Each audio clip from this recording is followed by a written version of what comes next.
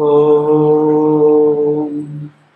जननीं शारदां देवीं रामकृष्णं जगद्गुरुं पादपद्मे तयो श्रित्वा प्रणमामि मुहुर्मुहुः। प्रथमेই শ্রী শ্রী ঠাকুর শ্রী শ্রী মা ও স্বামীজি মহারাজের পাদপদ্মে আমি আমার প্রণাম নিবেদন করি। এই আশ্রমের আশ্রম অধ্যক্ষ স্বামী দুর্গানাথানন্দজিকে আমার প্রণাম জানাই। আমার ভাতৃপ্রতিম যে ব্রহ্মচারী মহারাজরা এখানে উপস্থিত আছেন তাদের যথাযোগ্য নমস্কার, এবং আমার যারা ভক্ত মা, আমাদের পুরুষ ভক্ত এরা সবাই রয়েছেন তাদেরকেও যথাযোগ্য প্রণাম নমস্কার, ও আমার যারা ছোট ছোটরা রয়েছেন তাদের আমার ভালোবাসা।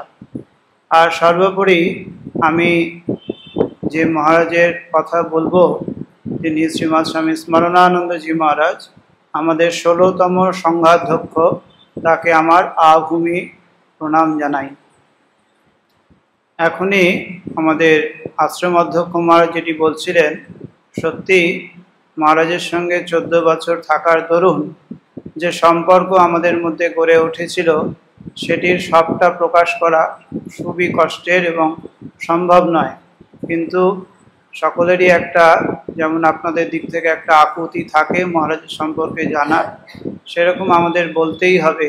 তাই যখনই আমি এই 3-4টে জায়গায়, আমাদের জিএস মহারাজ একটু ছুটি দিয়েছেন, তাই জন্য আমরা 3-4টে জায়গায় আমি ঘুরে এই মঠে ফিরব। সকলেই যখন আমাকে বলেছেন আমি রাজি হয়েছি, কিছুটা মানে বাধ্য হই। আর আমি তখন মহারাজকে যখনই এসেছি তখন আমি মহারাজকে মনে মনে বলেছি যে আমি তোমার কথা বলতে যাচ্ছি, আমাকে একটু শক্তি দিও। কারণ সত্যি সত্যি মনটা খুব খারাপ হয়ে থাকে, সেটা তো বলা যায় না, বোঝানো যায় না। মহারাজের সঙ্গে 14 বছর থাকার দরুন কয়েকটা জিনিস যেগুলো আমাকে খুব বেশি করে মনে করিয়ে দিয়েছে শাস্ত্রের কথা, সেইগুলোই আমি আজকে একটু বলবো। মহারাজের সঙ্গে আমার 2010 সালের 10ই জানুয়ারি আমি মহারাজের সঙ্গে যুক্ত হয়েছিলাম, আর এই 26 তারিখ মহারাজের সঙ্গে আমার জাগতিকভাবে সম্পর্কটি ছিন্ন হয়েছে। কিন্তু এই 14 বছর থাকার সময় প্রথম দিকটা যেটা আমি যখন মহারাজের কাছে আসিনি, সেটা ডিসেম্বর মাসের 2009। সে সময় মহারাজ শিলচরে গেছিলেন।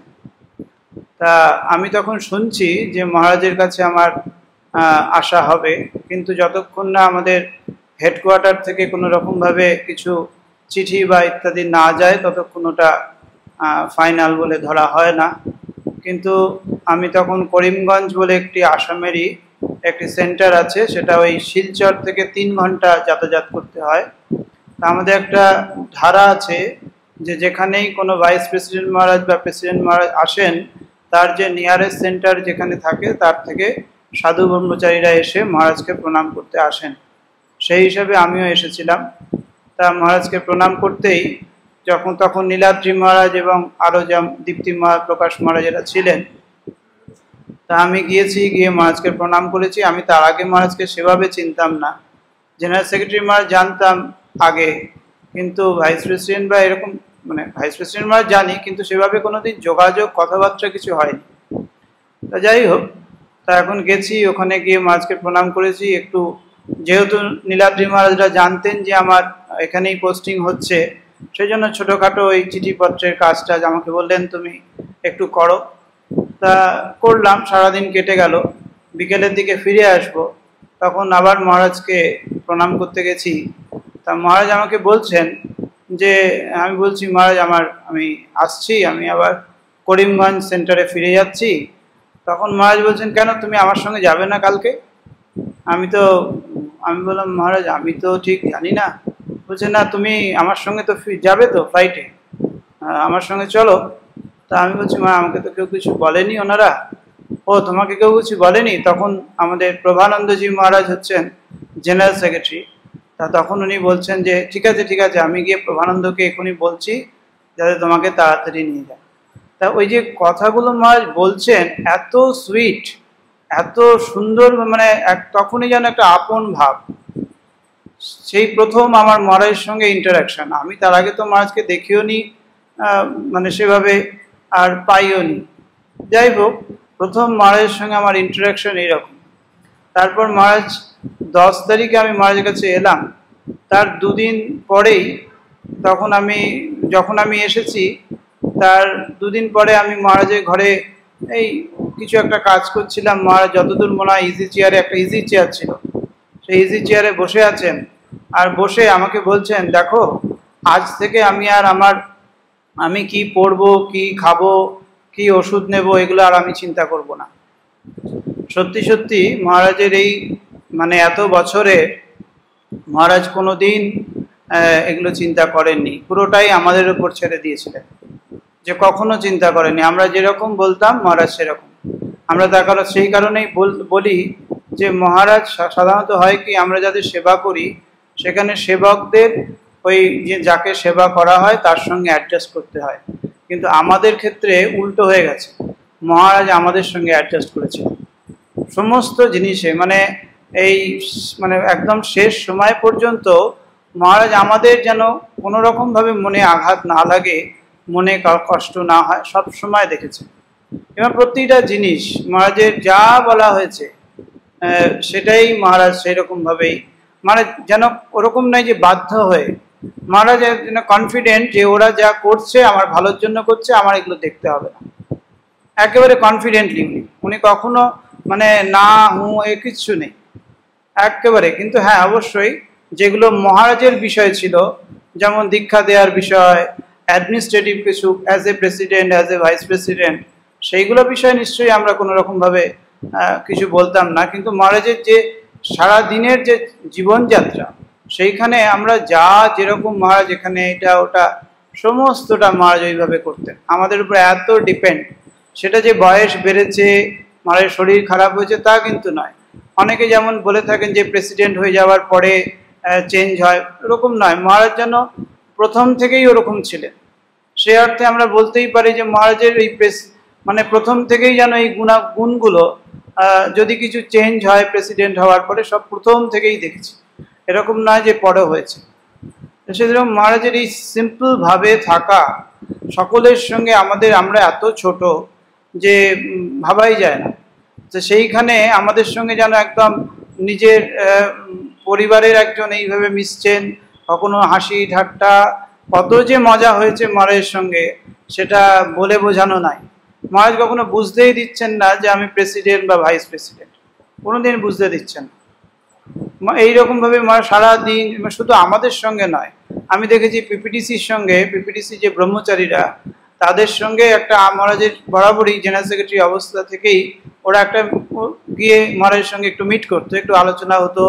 সে আলোচনা মানে কি, আলোচনা তো যা হচ্ছে সে হাসি হই হুল্লোড়। তো কখনো কখনো আমাদের বলতে হয়েছে তোমরা একটু আস্তে আস্তে এরকম বলতে হয়েছে। মহারাজের কাছে পেয়ে যেন ওরা সমস্ত, কে জেনারেল সেক্রেটারি, কে ভাইস প্রেসিডেন্ট, ওগুলো সব নেই। আসলে মহারাজ ওই বাঁধনটাকেই হাঁটিয়ে দিয়েছে, যে ওইভাবে ওদের সঙ্গে মিশতেন। আমাদের একজন ওই পিপিটিসির ব্রহ্মচারী, আমরা একদিন তখন ওই ওল্ড মিশন অফিসে যেখানে ভাইস প্রেসিডেন্ট অবস্থায় মহারাজ ছিলেন, সেখানে বসে আছি। তো ও হঠাৎ করে এসে আমাকে বলছে, যাই মহারাজের সঙ্গে একটু গল্প করে আসি। ভেবে দেখুন, ওর সে তখন পিপিটিসির ব্রহ্মচারী, সে ভাইস প্রেসিডেন্ট মহারাজের সঙ্গে গল্প করতে যাচ্ছে। তার মানে কোন জায়গাটায় মহারাজ ওদের সঙ্গে মিশতেন, সেরকম আমাদের সঙ্গে ওইভাবে মিশতেন।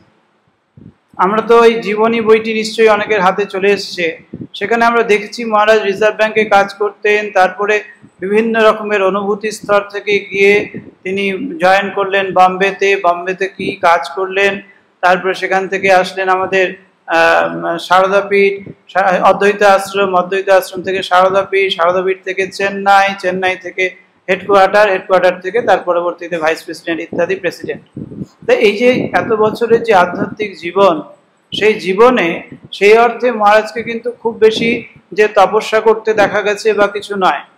কিন্তু একজন কেউ জিজ্ঞাসা করেছিলেন মহারাজকে যে মহারাজ, আপনার যে এত বছরে আমরা তো সেইভাবে দেখি না যে আপনি খুব তপস্যায় গিয়ে 6 মাস ধরে তপস্যা করে এসছেন বা কিছু, এরকম তো পাই না। তাহলে কিভাবে আপনার এই আধ্যাত্মিক গতিটাকে আপনি এইভাবে চালিয়েছেন? তখন মহারাজ বলেছিলেন যে আমি দুটো জিনিস স্থির করে ফেলেছিলাম প্রথম দিকে। একটা হচ্ছে ব্রহ্ম সত্য, জগৎ মিথ্যে, এই সাধনভাবে এটাকে সাধন হিসেবে নিয়ে জীবনটাকে কিভাবে চালাবো। আরেকটি হচ্ছে শ্রী শ্রী ঠাকুরের কাছে শিশুর মতো নির্ভর হয়ে থাকা। এই দুটিকে আমি জীবনের একদম চলার পথের একদম পাথেয় করে নিয়েছিলাম, যার ফলে আমার ওটা নিয়ে কোনো রকম কোনো কিছুই হয়নি। ওই দুটিকে নিয়ে আমি সাধন পথে। এবং মহারাজ কথাও বলতেন যে আমি জানি আমার যে শরীরের কতটুকু একটা লিমিটেশন আছে, সেই লিমিটেশনের মধ্যে থেকে আমি আমার সাধন পথকে এগিয়ে নিয়ে গেছি। এবং যার ফলে আমরা দেখেছি এরকম যে মহারাজকে কখনো মহারাজ সারাটা দিন যেন একটা ভগবানের সঙ্গেই যেন চলতেন। কখনো মহারাজকে দেখিনি যে মানে কোনোদিন আমি ভাব প্রকাশ করতে। সবসময় ওই ঠাকুর করছেন, ভগবান করছেন। এটা প্রথম থেকে যে মহারাজকে যখন ভাইস প্রেসিডেন্ট অবস্থায় যেমন একটা ইয়েতেই আছে, যে কোনো জায়গায় গেলে অধ্যক্ষ মহারাজ বলেন যে মহারাজ একটু আশীর্বাণী দেবেন, সে মহারাজ কিছুতেই রাজি হবেন না। মহারাজকে স্টেজে বসানো হয়েছে, যে একজন কেউ অধ্যক্ষ বলছেন যে মহারাজ এখন আপনাদের আশীর্বাণী দেবেন, তখন মহারাজ দীপ্তি মহারাজকে ডাকতেন, এই দীপ্তি দেখো তো এরা সব কি বলছে, আশীর্বাণী দেবে, আমি তো আশীর্বাণী দিতে কিছু পারি না। তা তখন মহারাজ না না আপনাকে কিছু বলতে হবে না, ওরা একটু বলতে বলছে, আপনি একটু বলে দেবেন, আশীর্বাণী কিছু করতে হবে। এইরকম করে বোঝাতে হতো মহারাজকে। একদম মানে ঠাকুরই সব, আমি কিছু নই, এটা একদম পুরো বদ্ধ হয়েছিল মনের মধ্যে, কোনোভাবেই এদিক ওদিক হবে না। যখন তাই জন্য যখন মহারাজকে এই মহারাজের অনেকেই হয়তো কেউ কেউ হয়তো এখন জেনেছেন ওই বইটি পড়ে, যে মহারাজের জন্মদিন হচ্ছে 25শে ডিসেম্বর। তাই এইটা কিন্তু মহারাজ একদম পালন করতে দিতে চাইতেন, একদম না। কেউ কেউ জিজ্ঞেস করলে মহারাজ বলতেন নোটা আবার কি, আমার আবার জন্ম কবে হলো, এ তো শরীরের জন্ম হয়েছে। কোনো দিন পালন করতে দিতেন না। তো সেই রকমই কোনো সময় নিজেকে কখনো প্রকাশ করতেন না, কখনো সামনে নিজেকে ফ্রন্টে আনবেন না। কোনো সময় আমরা দেখেছি যে কেউ মালা পরিয়ে দিয়েছে, কতক্ষণে সেই মালাটা খুলবেন তাই নিয়ে সঙ্গে সঙ্গে খুলে দেবেন, যে মালা পরার অতক্ষণ বেশি করে পরে থাকবেন না। এগুলো হচ্ছে ওনার জীবনযাত্রার মধ্যে এইরকম করে সাজিয়েছেন, যে ঠাকুর সব, আমি কিছু নেই, আমার এটাই, আমি শুধু। কেউ কেউ জিজ্ঞেস করেছেন মহারাজকে যে মহারাজ আপনি এখন প্রেসিডেন্ট হয়ে গেছেন, তখন মহারাজ বলছে না না প্রেসিডেন্ট ওসব নয়, এটা এই জায়গাটা, আমি সিনিয়র লোক, এই জায়গাটা ফাঁকা ছিল তাই জন্য আমাকে বসিয়ে দিয়েছে। যে কখনো নিজেকে সামনে আনতেন না, কখনো না। এত তার মেধা, এত তার আধ্যাত্মিকতা নিয়ে আমাদের কোনো মানে বুঝতেই পারবো না, আমাদের সেই যোগ্যতাই নেই। তারপরে তার যেরকম পড়াশোনা, যেটা আমাদের পূজনীয় ভজনানন্দজি মহারাজ বলতেন, আমি তখন নতুন নতুন গেছি, ভজনানন্দজি মহারাজের সঙ্গে দেখা করে ফিরছেন, তা আমাকে মহারাজ বলছেন যে ভাই রঙ্গনাথনন্দজির পরে এত ভাস্ট নলেজ শুধু আমাদের লিটারেচারে নয়, রামকৃষ্ণ মঠ মিশনের লিটারেচারে নয়, এত ভাস্ট নলেজ আর কাউর নেই। তো সেদিনকে আমি শুনেছিলাম মাত্র, কিন্তু তারপরে যখন দেখেছি এই যে আমরা একটা বই মহারাজের বেরিয়েছে মিউজিং অফ এ মঙ্ক, এবং তার বাংলা ভার্সান স্মৃতি স্মরণ অনুধ্যান ইত্যাদি দুটি খণ্ডে বেরিয়েছে। তা সেইটা যখন বইটি যখন বেরোলো, সেটি তো মহারাজের অনেক লেকচার ইত্যাদি দিয়েছিলেন, পরবর্তীতে বইতে যেগুলো আর্টিকেল লিখেছেন সে অনেক আগে। তো সেইখানে যে কোটেশনগুলো আছে সেইগুলো যখন তথ্যসূত্র দিতে গিয়ে দীপ্তি মহারাজ জিজ্ঞেস করছেন, হয়তো সেই বইটা আউট অফ প্রিন্ট, সেইটা যখন দীপ্তি মহারাজ জিজ্ঞেস করছেন, মহারাজ বইটার নাম বলে দিচ্ছেন, বইটার পাতা বলে দিচ্ছেন। Can you imagine? সেটা কোন সালে হচ্ছে? যখন তার বয়স প্রায় 84-85, আর মহারাজ দিয়েছেন হয়তো তার 20 বছর আগে, 22 বছর আগে সেই লেকচার দিয়েছে। ক্লাস 9-এ মহারাজ কবিতা পড়েছেন, সেইটা আমাদের সামনে হু হু বলে, এত তার মেধা শক্তি। আর সর্বোপরি যে এত সিম্পলিসিটি, যে সকলের সঙ্গে যেন বুঝতেই দিচ্ছেন না যে তার এইরকম ভাবে তার একটা মানে ক্ষমতা বলুন বা যোগ্যতা বলুন, আমাদের পূজনীয় জগদাত্মানন্দজি প্রিন্সিপাল মহারাজ ছিলেন ট্রেনিং সেন্টারে। তিনি বলছেন যে ভাই, আমি একজন মানুষকেই দেখেছিলাম যিনি গীতার শ্লোক শেষের থেকে প্রথমে বলতে পারেন, তিনি হলেন স্বামী স্মরণানন্দ। ভাবুন তো, আমরা যখন মুখস্থ করি প্রথম থেকে সামাও শেষের দিকে যেতে পারি, কিন্তু মহারাজ এতটাই বাইহার্ট করেছিলেন যে শেষের থেকে প্রথমে যেতেন। ইসকন মন্দিরে গেছেন, সেইখানে তো মহারাজই বলতেন যে একটি দোকানে ওদের সেই বইটই বিক্রি হচ্ছে। মহারাজ জিজ্ঞেস করছেন এই বইটা আছে কিনা, ওই বইটা আছে কিনা।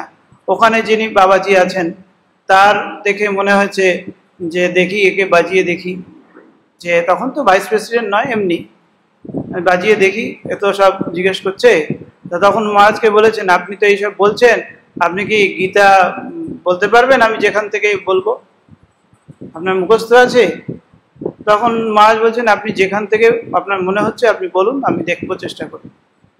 তো যেখান থেকে বলেছেন মহারাজ সেই শ্লোকগুলোই বলে দিয়েছেন, অমুক অধ্যায় অমুকে আপনি বলুন, মহারাজ বলে দিয়েছেন। এতটা তার ইয়ে ছিল, কিন্তু তারপরেও আমাদের সঙ্গে মিশছেন যেন শিশুর মতো। তাই জন্য বলে না যে একটা কথা আছে যে সিম্পল লিভিং আর হাই থিঙ্কিং, সেটির যেন উজ্জ্বল প্রকাশ দেখা গেছিল মহারাজের মধ্যে। আর মহারাজের ক্ষেত্রে, মহারাজের আমরা জানি ছোটবেলায় খুব অল্প বয়সে, ক্লাস 5 বছর বয়সে মহারাজের মা চলে গেছিলেন। তারপর থেকে অনেক স্ট্রাগল করে বড় হয়েছে।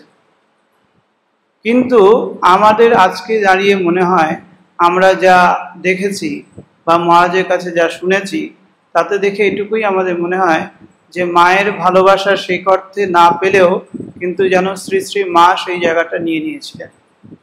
সব সময় মহারাজকে আগলে রাখতেন, সব সময়।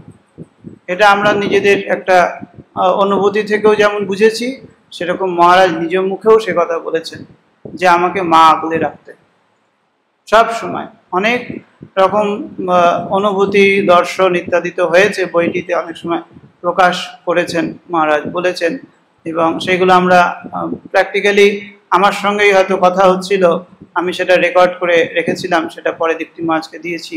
সেগুলোই বইতে বেরিয়েছে যে কীরকমভাবে মহারাজের দর্শন ইত্যাদি হয়েছে। এবং সেটা এরকম নয় যে শুধু মহারাজই হয়, সেটা কিন্তু ভাইস প্রেসিডেন্ট, প্রেসিডেন্ট মহারাজের সবারই ক্ষেত্রেই এই দর্শন ইত্যাদি অনুভূতি এগুলো হয়ে থাকে।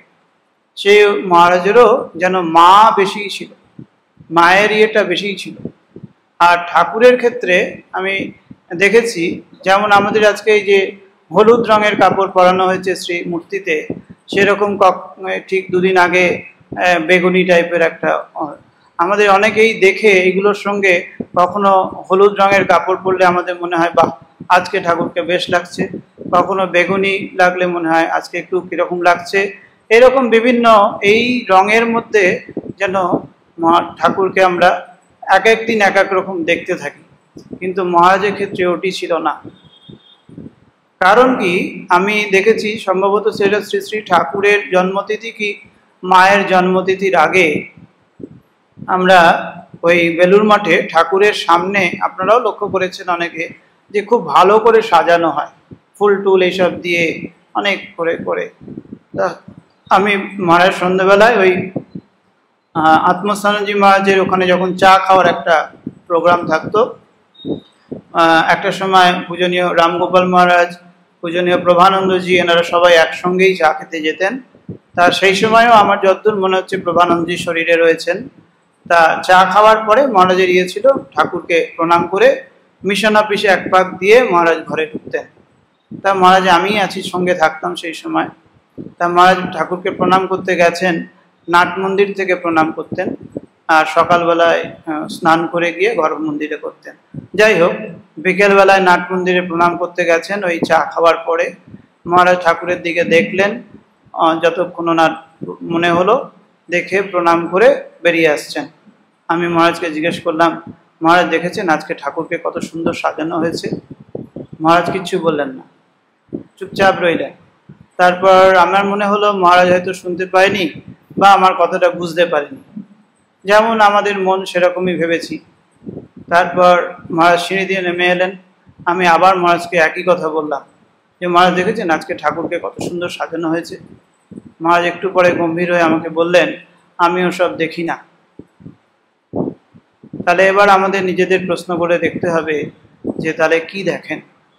আমি যখন নিজেকে প্রশ্ন করেছি তাহলে কি দেখেন, আমার এটাই মনে হয়েছে যে শ্রী শ্রী ঠাকুরের একটা মূর্তি বা একটা ছবি বলুন, মূর্তি বলুন, যাই বলুন, সেটি মহারাজের ভেতরে একদম প্রতিষ্ঠিত।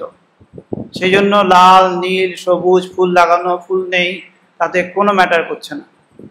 আমরা অনেক জায়গায় গেছি যেখানে হয়তো ঠাকুরের শ্রীমূর্তিটা মঠের মতো অত সুন্দর নয়, তখন আমাদের মনে হয়েছে কীরকম একটু ভুঁড়ি কুচকয়েছি বা ইত্যাদি। কিন্তু মহারাজের কিছু মনে হয়, মহারাজ কোনো দিন বলেননি যে আজকে ঠাকুরের এখানে মূর্তিটা এই ওই, কিচ্ছু বলেন। ওই যে ওইটার জন্যই।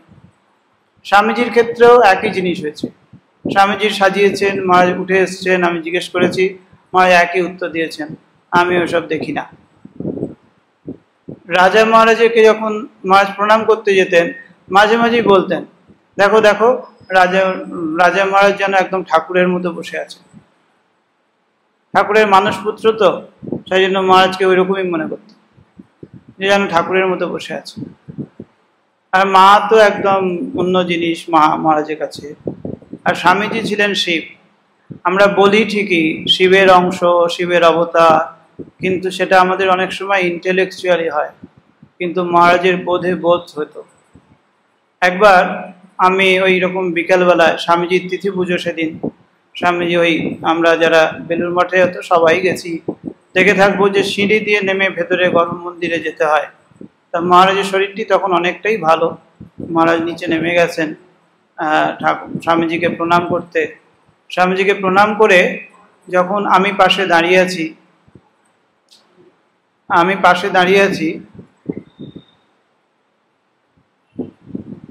তখন দেখছি মহারাজ দাঁড়িয়ে না এত ফুঁপিয়ে কাঁদছেন, যেন একটা অন্যরকম অবস্থা।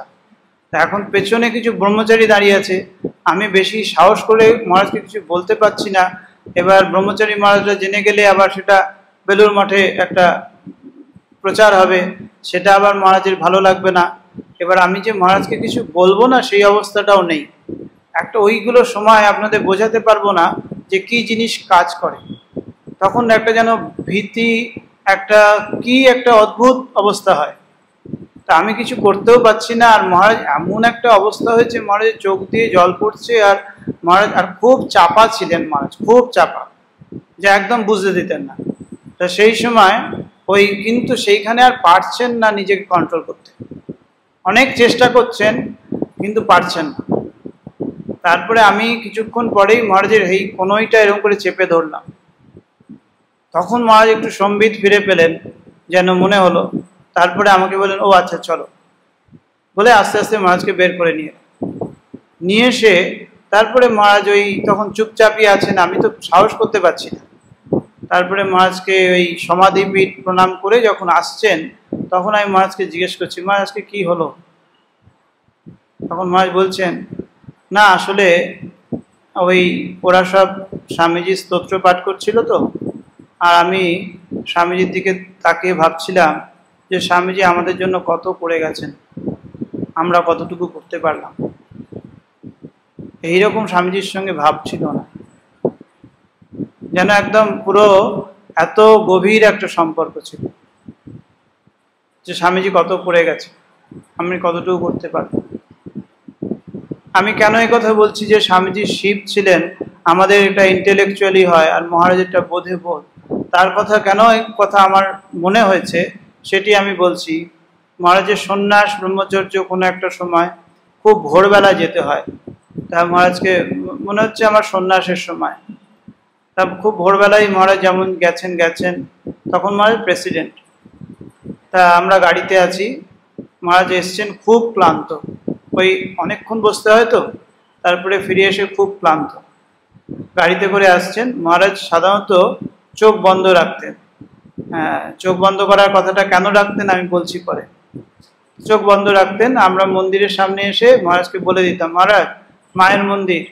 তখন মা চোখ খুলে মাকে দেখে নিতেন, প্রণাম করতেন, স্বামীজির ক্ষেত্রেও তাই। মহারাজ এত টায়ার্ড, চোখ বন্ধ করে রয়েছেন। মহারাজের কাছে আমরা স্বামীজির মন্দিরের কাছে গিয়ে যখন বলছি, মহারাজ এরকম স্বামীজির মন্দিরের সামনে চলে এসেছি, মহারাজ বলছেন শিব শিব শিব। সেই জন্য মহারাজের কাছে শিব হচ্ছেন স্বামীজি। আর আমি এই কথা যে বলছিলাম যে চোখ বন্ধ করা, মহারাজকে আমরা যখন ওই প্রণাম হতো, মহারাজ চোখ বন্ধ থাকতো। অনেকেই হয়তো দেখেছেন, হয়তো অনেকেই মনে করেছেন যে মহারাজ খুব টায়ার্ড হয়ে গেছেন, পারছেন না, শরীর খারাপ ইত্যাদি ইত্যাদি। যেমন আমাদের মনে হয় আপনাদেরও তাই হয়তো হয়েছে। আমি মহারাজকে বলতাম, মহারাজ একটু চোখটা খুলুন না মহারাজ, ভক্তরা একটু দেখলে ওদের আনন্দ হবে। তখন মহারাজ বলতেন যে জগৎকে বেশি দেখতে নেই, সেজন্য ব্রহ্ম সত্য জগৎ মিথ্যা। সেজন্য মহারাজ বলছেন জগৎকে বেশি দেখতে নেই। আর জয়রামবাটিতে যখন আছেন আমি বলছি, মহারাজ বলছেন তুমি তো দেখছো। সেরকম মহারাজের কাছে এইরকম ছিল। আর মনটা এত সূক্ষ্ম থেকে সূক্ষ্মতর হয়ে গেছিল যে দুটো খুব শুনতে হাসি লাগবে, কিন্তু পরে যখন আমরা ভেবেছি ওই আমাদের তো এরকম হয় না।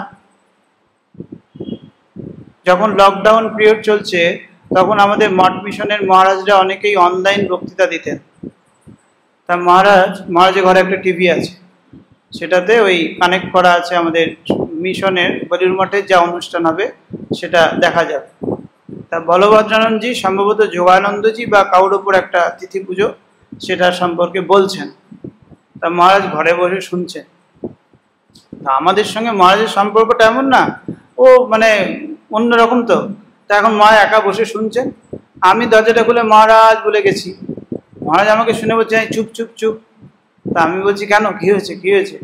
তখন বলছে দেখছো না বলভদ্রানন্দ বলছে অডিয়েন্সে আর কেউ নেই, আমি একা। ও যদি না, আমি যদি এখন ওর কথা না শুনি ওর খারাপ লাগবে, ও ভাববে প্রেসিডেন্ট মহারাজও আমার কথা শুনছে না। তখনকার মনে হয়েছিল যে একটু ফানি, কিন্তু পরবর্তীকালে ভেবেছি যে মহারাজ ওটা ভাবছেন, উনি টিভিতে বসে ওটা দেখছেন ভাবছেন না, উনি ভাবছেন উনি ওই প্যান্ডেলে বসেছেন, অডিয়েন্স কেউ নেই, বলভদ্রনজি একা বলছেন। মানে যখন ওটা টিভি বা কিছু নেই, শুধু তখন ওই যেমন অনুষ্ঠানে বসেন সেটা উনি তখন ওটা ঝাড়ছেন। মহারাজকে দুপুরবেলা খাবার পরে একটু একটা কথা আছে না যে খাবার পরেই সঙ্গে সঙ্গে শুতে নেই, সেই জন্য মহারাজকে খাবার পরে চেয়ারে বসানো হতো। আর মহারাজ না অনেক দেশে গেছেন, প্রায় আপনার 40টার কাছাকাছি দেশে গেছেন, সেই জন্য অনেক জায়গা ওনার পরিচিত। তা আমাদের বিভিন্ন এখন তো ওই কি বলে ওটা কেবল লাইনের দরুন অনেকগুলো চ্যানেল আছে যেগুলো বিদেশের সব দেখায়। তা মহারাজের জন্য ওগুলো ওই মহারাজ বসতেন তখন ওই ট্র্যাভেল এক্সপি বলে একটা চ্যানেল আছে, তো সেইখানে সব বিভিন্ন দেশ বিদেশ দেখায়। তা মহারাজকে এরকম চালিয়ে দেওয়া হয়েছে। তা আমি এসে পরে একটু আধ ঘন্টা পরে এসে মহারাজকে ওষুধ দেব, এসে মহারাজকে নিয়ে এসে শুয়ে দেব। মহারাজ এটা দেখছেন, আমি দেখছি যে মহারাজ দেখছেন। তারপরে আমি ওষুধ বার করেছি, মহারাজকে দিয়েছি, মহারাজ খেয়ে নিয়েছেন। তারপরে মহারাজকে বললাম মহারাজ এখন তাহলে চলুন বিছনায় গিয়ে শুয়ে পড়ি। তা মহারাজ বললেন যে মহারাজ চুপ করে আছেন, কিছু বলছেন না। ঠিক আছে, আমি আর নীলাদ্রি মহারাজকে নিয়ে এসে বিছানায় শুয়ে দিয়েছি। তারপর টিভি নিভে দিয়েছি। মহারাজ বলছেন শুয়ে, আচ্ছা আমি যে এতগুলো দেশে গেলাম, কই আমার কাছে তো ভিসা বা পাসপোর্ট কিছু চাইলো না। মহারাজ জি ওখানে বসে টিভিতে ওটা দেখছেন, ওটা ওনার নেই, উনি ওই জায়গাতে চলে গেছেন। ওই জায়গাতে বসে উনি জায়গা দেখাচ্ছে, উনি সেটা বলছেন যে আমি ওইখানে থেকে ওইগুলো দেখছি। যে ওই যে মহারাজ, তখন আমি বলছি না মহারাজ আপনার কাছে চাইবে কেন, আপনি তো টিভিতে দেখছেন। ও আমি টিভিতে দেখছিলাম, ও তাই জন্য চাইনি। মহারাজের ওটাতেই নেই, ওই মনটা এমন জায়গায় চলে গেছে, লিঙ্ক হয়ে গেছে যে ওটা ওনার কাছে নেই যে আমি ঘরে বসে আছি, সামনে টিভি চলছে, তাতে স্ক্রিনে দেখছি, কিছু নেই। উনি ভাবছেন যে আমি ওইখানে উপস্থিত আছি, ওই জায়গাগুলো আমি গিয়ে গিয়ে দেখছি। এইরকম মনটা থাকতো, সব সময় ওইভাবে কানেক্ট করতে। প্রভু ছাড়া কিছু নেই জগতে, তার অন্য কিছু নেই। তাই জন্যই বলছেন জগৎকে বেশি দেখতে নেই। বলছেন না যে যে হচ্ছে চিনির স্বাদ পেয়েছে সে গুড়কে বেশি পছন্দ করবে না। যে প্রভুকে দেখতে অভ্যস্ত সে জগৎকে কেন দেখবে? সেই জন্যই জগৎকে ছাড়াই উনি চোখ বুজে আছেন। হ্যাঁ, অবশ্যই টায়ার্ডনেসের জন্য অনেক সময় থাকতেন, কিন্তু ওই ভাবটিও ওনার মধ্যে থাকতো। আমাদের তো কখনো ভক্তরাও দেখবেন যে মাথায় হাত দিতে ছোটদের দিতেন, ছোটরা সবসময় খুব ইজি মহারাজের কাছে থাকতো, ছোট দেখলেই মহারাজ নিজেই ডেকে নিতেন। কিন্তু বড়দের ক্ষেত্রে, ইভেন আমাদের ক্ষেত্রে তাও ভক্তদের মাথায় হাত দিতেন।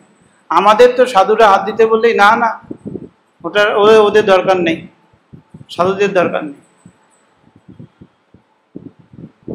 এইরকম মানে মহারাজের জীবনটা এইভাবে আমাদের আধ্যাত্মিকভাবে নিজেকে সাড়া দিই।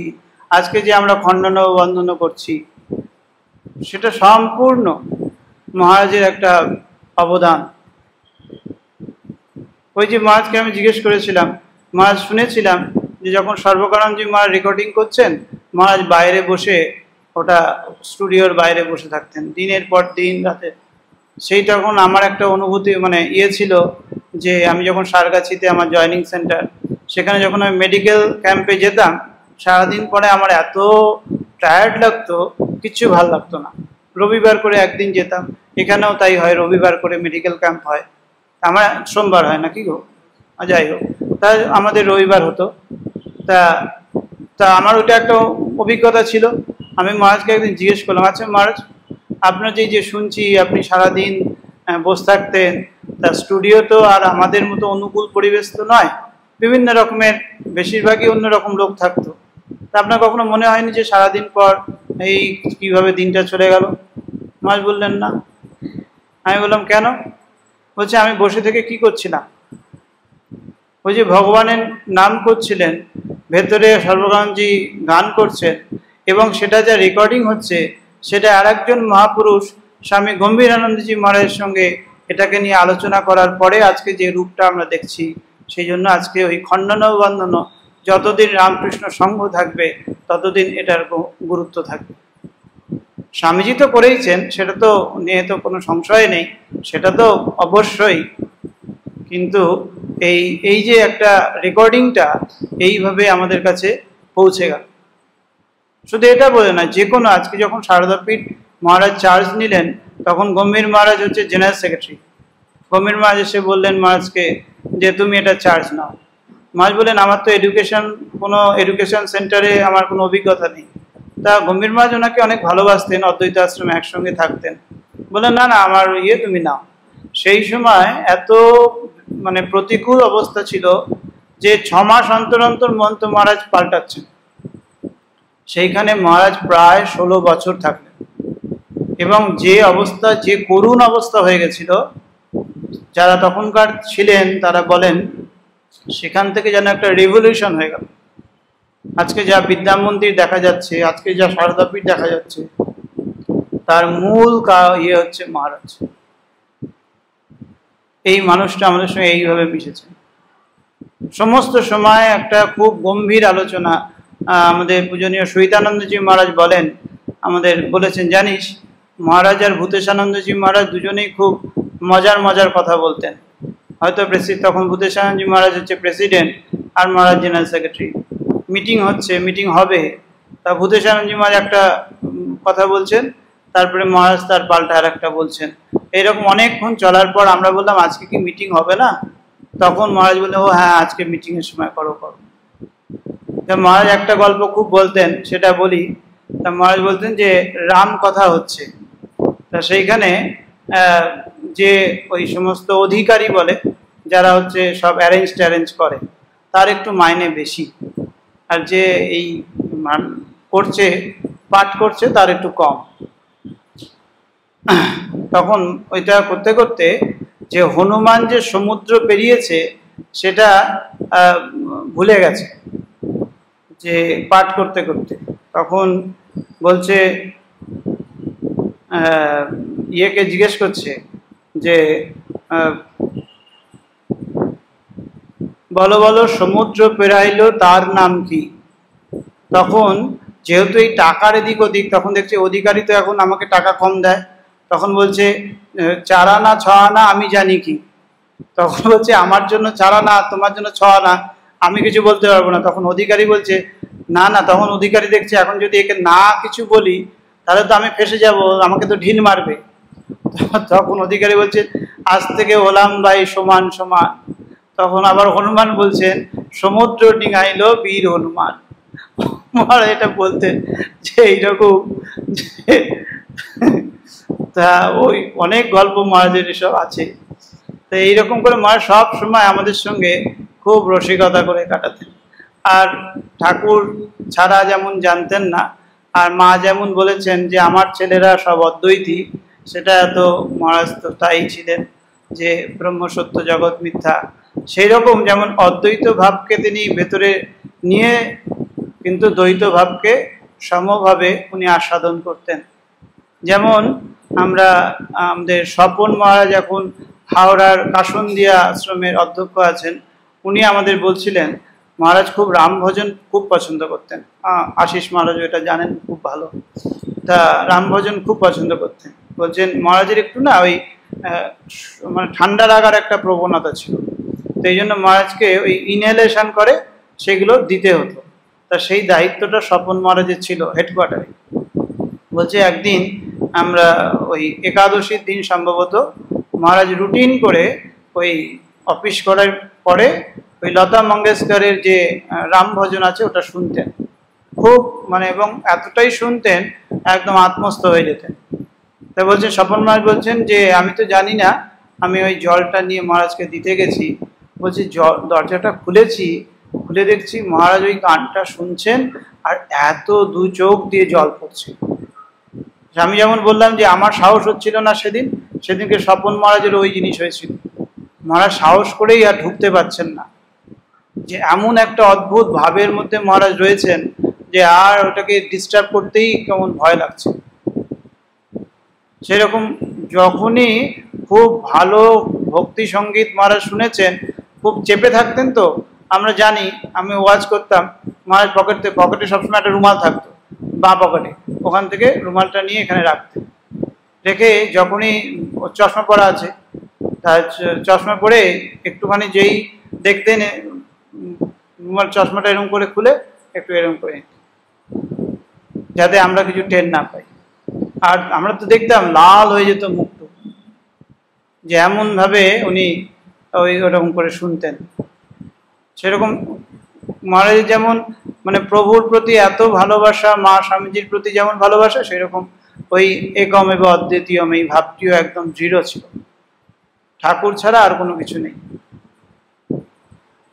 এইভাবেই একটা আধ্যাত্মিক জীবন, সকাল থেকে রাত পর্যন্ত, আর সময়ের প্রতি একদম খুব নিষ্ঠা। যেমনটি মানে মঙ্গলারতি আমরা দেখেছি, ঠিক মঙ্গলারতি হয়ে গিয়ে যখন বাইরে আসতো ওই তখন বাইরেটায় মানে গর্ভ মন্দিরের বাইরে ভান্ডারী মহারাজরা নিয়ে আসতেন, আর ঠিক ওই সময়ই মহারাজ হাজির হবেন। এটা দিনের পর দিন ওই সময় এরকম করে স্পর্শ করে মহারাজ যাবেন মন্দিরে ঠাকুরকে প্রণাম করতে, গর্ভ মন্দিরে। এটা দিনের পর দিন, এটা কোনো এদিক ওদিক হবে না। মহারাজ যখন বাইরে বেরোতেন, আমরা হয়তো রেডি হচ্ছি, মহারাজ বলতেন যে আধ ঘন্টা আগেই এসে বলতেন তাই তোমাদের হয়েছে, আমি কিন্তু রেডি।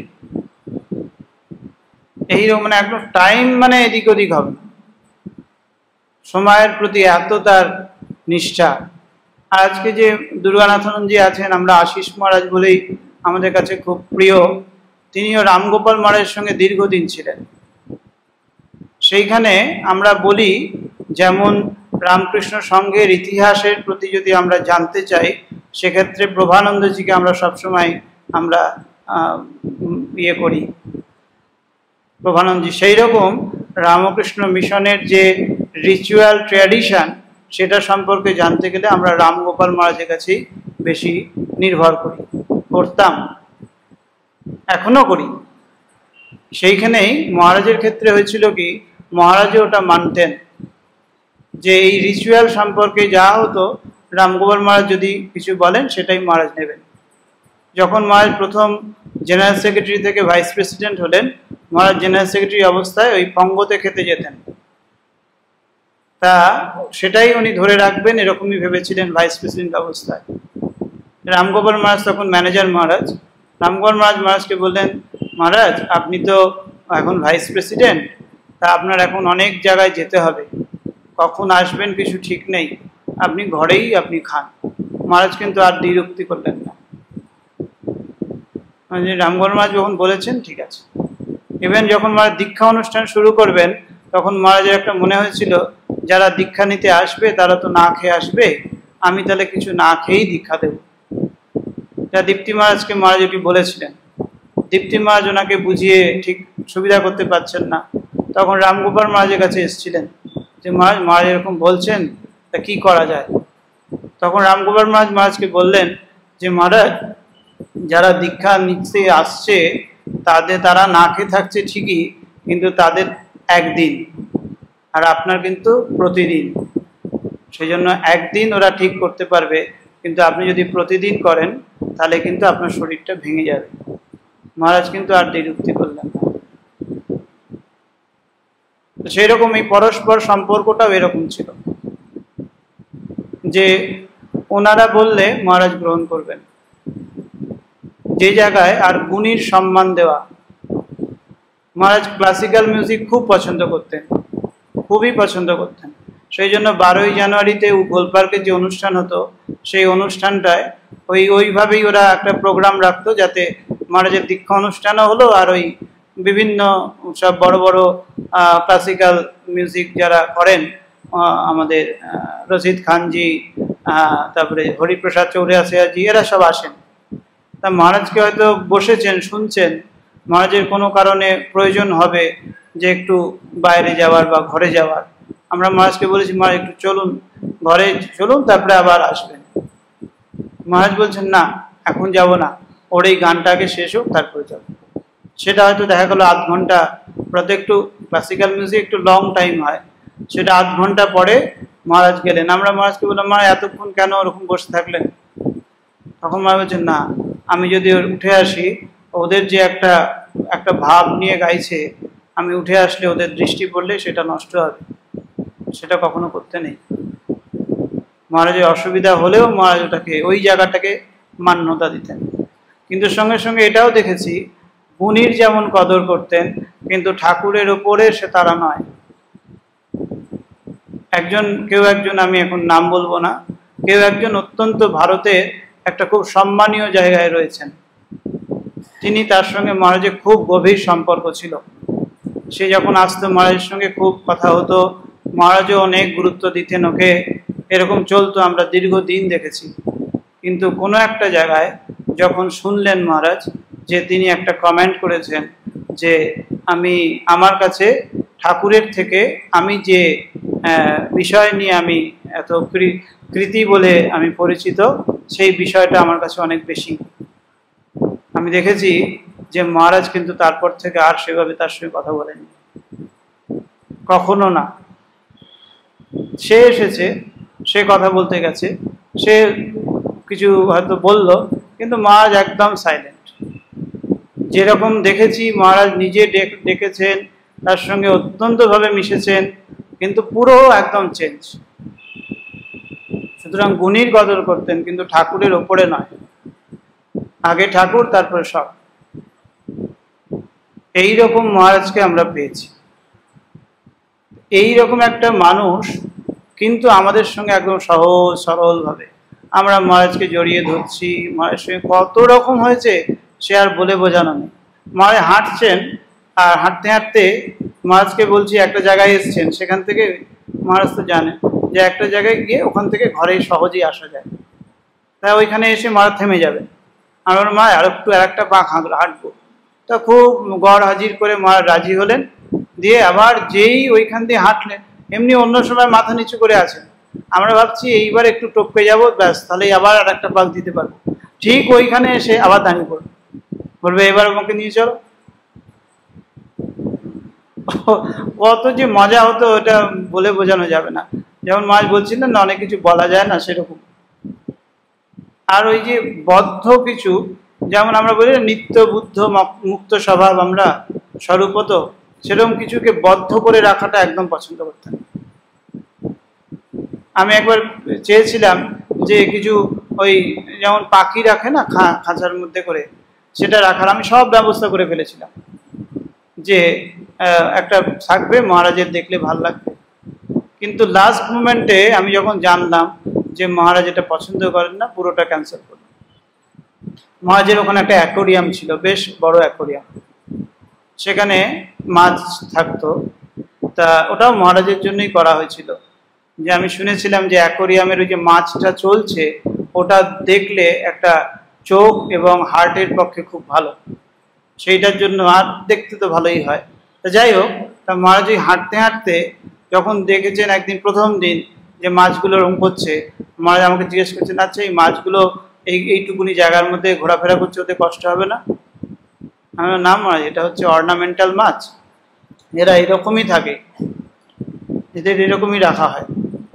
তারপরে মহারাজ, আচ্ছা ঠিক আছে। ওই যে আমরা বলে দিলে সবসময় অ্যাকসেপ্ট, জানেন যে ওরা আমাকে ভুল বোঝাবে না।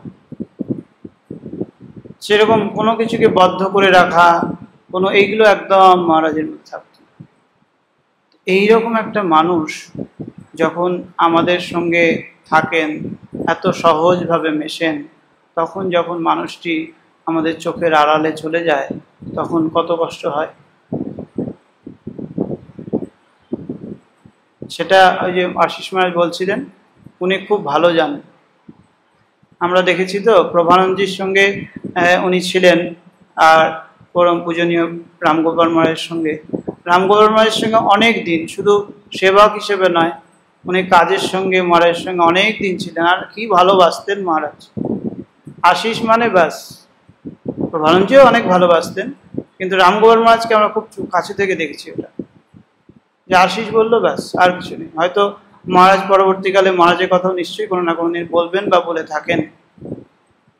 এইরকম একটা সম্পর্ক যখন হয়ে যায়, তখন কাছের থেকে যখন মানুষটা চলে যায়, তখন আর ভালো লাগে না, তখন সেটা খুব কষ্টের হয়। আর কিরকম যেন একটা অনুভূতি, সেটা বলে বোঝানো যায় সেরকম। তবে হ্যাঁ, এটুকু তো, শরীরটা এক সময় চলে যেতেই হয়, আমাদের কালের নিয়মে। শরীর চলে গেছে ঠিকই, কিন্তু আমাদের বিশ্বাস, আমাদের এই শরীরটি যতদিন থাকবে ততদিন মহারাজ আমাদের সঙ্গে থাকবেন এবং আছেন, এটা বোধ করি কিছুটা হলেও। সেরকমই শুধু আমাদের সঙ্গে বলবো কেন, যারা রামকৃষ্ণ সঙ্ঘের ভক্ত, আলটিমেটলি তো ঠাকুরই সেই রূপে আছেন। সেই জন্য ঠাকুরের যারা মহারাজের কাছে দীক্ষা হয়েছে, মহারাজকে একবার দেখেছে, যারা আজকে মহারাজের কথা শুনছেন, তাদের আমার মনে হয় সকলের সঙ্গে মহারাজের সেই আশীর্বাদ থাকবে, আছে। তাই আমরা সকলে শ্রী শ্রী ঠাকুর, শ্রী শ্রী মা স্বামীজির কাছে এই প্রার্থনাই করি যে এইরকম একটা জীবন যে সঙ্গে থাকে, সেই সঙ্ঘের আমরা কিছুটা হলেও অংশীদার হতে পেরে, মানে বললে ভুল হবে, শ্রী শ্রী ঠাকুর, মা, স্বামীজি আমাদের সেই যোগ তুলে নিয়েছেন। আমরা যদি ভাবি যে আগের মহারাজরা বা ভক্তদের জীবনে যদি দেখি যে শ্রীমা, তারপরে হচ্ছে আমাদের সাধু নাগ মহাশয়, এদের জীবনকে সঙ্গে যদি আমরা তুলনা করি, তখন বুঝতে পারি যে তাদের সঙ্গে আমাদের জীবন কতটা পার্থক্য আছে। তবুও তো মা আমাদের কাছে টেনেছেন, তবুও তো আমাদের এই বিরাট সঙ্ঘের কিছুমাত্র ধূলিকণা হলেও আমাদের সেই জায়গাটা দিয়েছেন। সেই জন্য আমরা সকল সময় আমরা মা ঠাকুরের কাছে কৃতজ্ঞ। তাই মহারাজ যেমন চিন্তা করেছিলেন যে স্বামীজি আমাদের জন্য কত করেছেন, আমরা কতটুকু করতে পারলাম, সেরকম ঠাকুরের কাছে আমরাও প্রার্থনা করি, প্রভু আমাদের দিয়ে কিছু তো করিয়ে নাও তোমার কাজ।